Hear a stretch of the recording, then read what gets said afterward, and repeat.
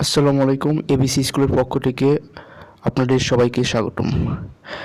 আজ যে আহ, আপনাদের নিবন্ধন পরীক্ষাটি হয়েছে কলেজ পর্যায়ে, সেই পরীক্ষার যে প্রশ্নগুলো ছিল সেই প্রশ্নগুলো আমি এখন ইংলিশগুলো সলভ করেছি এবং সেগুলো আপনাদেরকে দেখিয়ে দেবো এবং পরবর্তী ভিডিওতে বিস্তারিত দেখাবো। আমি শুধু এখন এক নজরে আপনাদেরকে দেখিয়ে দেবো। তো 26 নম্বর এখানে যে কোশ্চেনটা করা হয়েছে যে to read between the lines means, এর মিনিং কি, অর্থটা কি? এর অর্থটা হবে গ নাম্বারটা two glass the hidden meaning, এটি হিডেন মিনিং বোঝানো হয়েছে এখানে, গ নাম্বার অ্যান্সার হবে। এবং 27 নম্বরে dash murder rose in her, এখানে ড্যাশের জায়গায় কি বসবে, কোন আর্টিকেল বসবে? এখানে মার্ডারটাকে নির্দিষ্ট করে বোঝানো হয়েছে, এখানে ডা বসিবে, ডা মার্ডার রোজ ইন হার, ক নম্বর অ্যান্সার হবে। এরপর 28 নম্বর এখানে dash I would have called her, এখানে এটি কমপ্লেক্স করা হয়েছে, তো এখানে খ নম্বর অ্যান্সার হবে if Rina had seen me. এরপর 29 নম্বর do you enjoy teaching, the underlying word, এই আন্ডারলাইন টিচিংটা কি, কোন শব্দ? এটি একটি জিরান, এটি একটি জিরান, ভার্বের সাথে আইএনজি যুক্ত হয়ে এটি নাউনের মতন কাজ করেছে, সো এটি একটি জিরান। এরপর English dash across the world, এখানে ড্যাশে কি বসবে? ইজ স্পোকেন, এটি একটি প্যাসিভ করা হয়েছে। এরপর 31 নম্বর who will help you, the passive form is, এখানে নিচের প্যাসিভ ফর্ম কোনটি?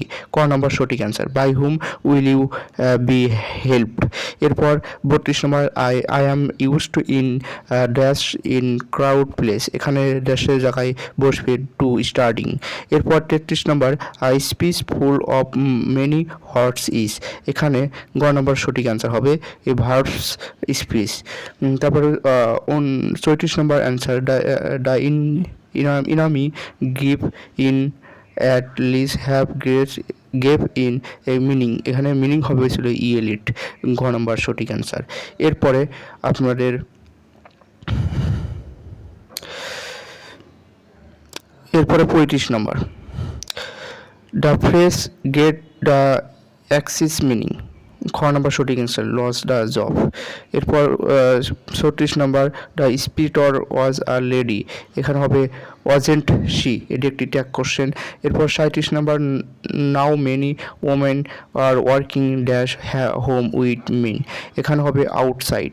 তারপর the verb from of doesn't is, এখানে হবে ক নম্বর ডিসিপ। এরপর 39 নম্বর the singular form of criteria is criterion. এরপর 40 নম্বর the adjective form of contribution is, এখানে অ্যাডজেক্টিভ কোনটি, কন্ট্রিবিউশন অ্যাডজেক্টিভ কোনটি হবে? Contributed, past participle form adjective এটি। এরপর 41 নম্বর move and diet make it simple, এখানে সিম্পল কোনটি হবে? By moving you will die. এরপর 42 নম্বর the synonym of intermediate is, এখানে কোনটি হবে? ইরিটেন্ট, গ নম্বর সঠিক অ্যান্সার। এরপর 43 নম্বর choose the correct answer, correct answer কোনটি হবে? এখানে ঘ নম্বর ডি সঠিক answer, a small number of student were present. এরপর 44 নম্বর the antonym of the word delete, এর এনাটমি কী হবে? ইনসার্ট। এরপর a letter is going to be written by me, make is active, এটি অ্যাক্টিভ কী হবে? I am going to write a letter. তো এরপর 46 নম্বর বেড অ্যাবভ দ্য বাস, এর সঠিক অনুবাদ কোনটি হবে? অর্থ সাগরে ভাষা, ক নম্বর সঠিক অ্যান্সার। 47 নম্বর ধূমপান স্বাস্থ্যের জন্য ক্ষতিকর, কারেক্ট ট্রান্সলেট কোনটি হবে? Smoking is dangerous for health, স্বাস্থ্যের জন্য ধূমপান হয় ক্ষতিকর বা বিপজ্জনক। এরপর 48 নম্বর he visit the school off and on meaning কী হবে? ওকিজিয়াসনি, ঘ নম্বর অ্যান্সার হবে। এরপর 49 নম্বর I have let the room but he enter the room, এখানে সঠিক অ্যান্সার হবে হ্যাজ ইন্টারেড। তারপরে what is the time dash you wars, এখানে সঠিক অ্যান্সার হবে বাই বসবে।